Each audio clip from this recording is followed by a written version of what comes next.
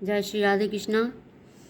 इससे पूर्व के आख्यान में मैं बताई कि किस तरह से श्री नारायण ने अपने वाराह रूप धारण करके अपने दाढ़ पर जल से, समुद्र के जल से पृथ्वी को वापस लाए और जल के ऊपर पृथ्वी को स्थापित किया।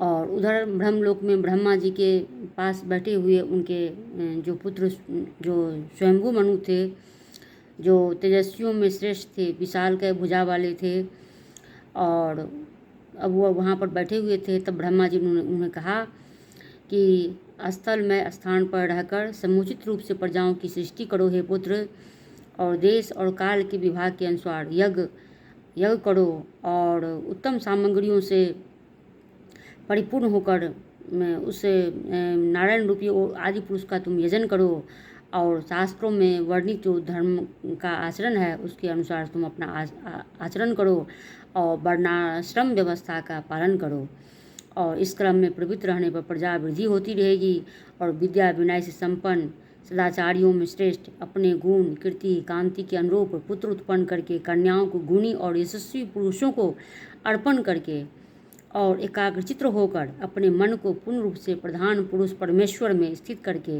भक्तिपूर्वक साधना और भगवान की सेवा द्वारा तुम योगियों के लिए सदा ही वह काम करो, वह कार्य करो जो वंदनीय और अभिष्ट हो, और उससे तुम्हें सुख की प्राप्ति हो और धाम की प्राप्ति हो। इस तरह से ब्रह्मा जी अपने पुत्र स्वयंभू मनुष्य को उपदेश देते हैं और उन्हें समझाते हैं।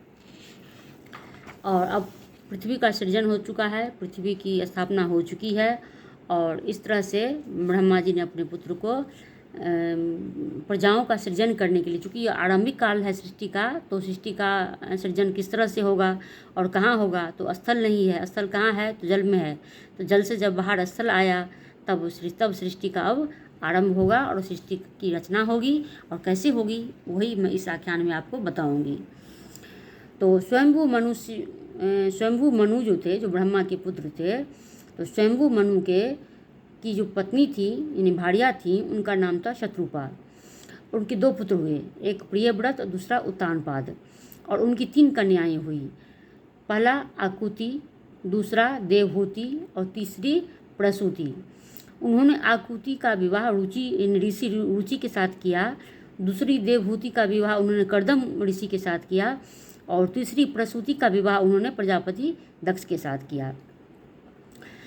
तो रुचि के द्वारा, रुचि और आकुति से जो उत्पन्न संतान हुए वह आदि पुरुष प्रकट हुए, और कर्दम ऋषि और देवहूति से जो संतान उत्पन्न हुए वह कपिल मुनि हुए, या कपिल भगवान भी उन्हें कह सकते हैं आप।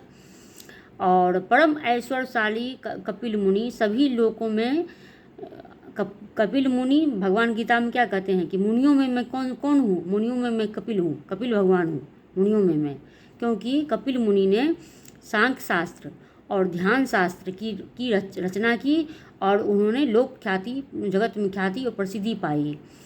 और इस तरह से जो दक्ष प्रजापति थे और जिनकी भार्या प्रसूति थी, उनसे उन्हें अनेक कन्याएं उत्पन्न हुई, और उन कन्याओं के द्वारा जो सृष्टि की रचना हुई, जो प्रजा की उत्पत्ति हुई, उसमें देवता, जैसे कि देवता कैसे, इंद्र की माँ का नाम क्या था? इंद्र की माँ का नाम अदिति था, जो कश्यप ऋषि की पत्नी थी।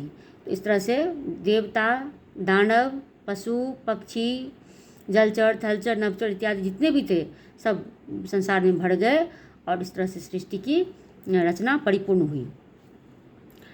और जो महायोगी कपिल मुनि थे वह ध्यान और सांख्य योग के प्रणेता थे, और बाद में उन्होंने अपनी माता यानी शत्रुपा को उपदेश दिया, और उपदेश देने के बाद चूँकि वह संसारी प्राणी कम थे और योगी थे अधिक, तो वह पुलह ऋषि के आश्रम में बाद में चले गए।